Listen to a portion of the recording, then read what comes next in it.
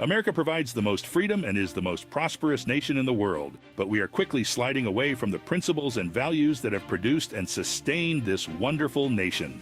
Our nation began, as intended by our founding fathers, with a culture based on Judeo-Christian values. Yet we see anti-Semitism and attacks on people and businesses who seek to live by those values. Many of our public schools prohibit the practice of Christianity while teaching the practice of Islam.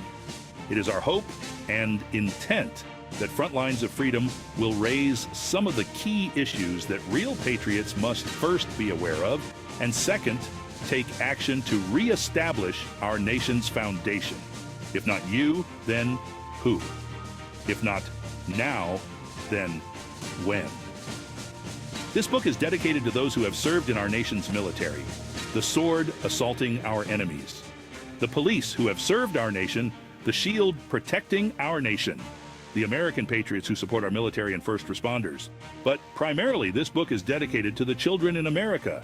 This nation must return to its godly, caring, serving culture, or they will not inherit a free and prosperous nation. This book is written by U.S. military veterans. You may count on the fact that these authors love our nation because each one has elected to serve.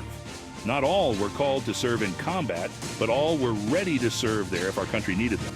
It's generally understood that if you get something for nothing, then you don't value it as much as something that you had to pay to get.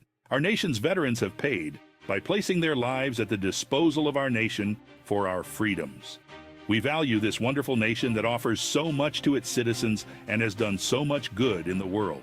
This is not to suggest in any way that our nation is perfect or always right. It is to say that we have truly little competition as the greatest provider of peace and prosperity in the world.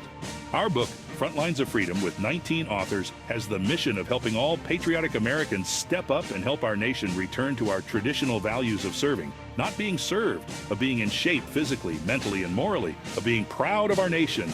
And it's now available in Spanish.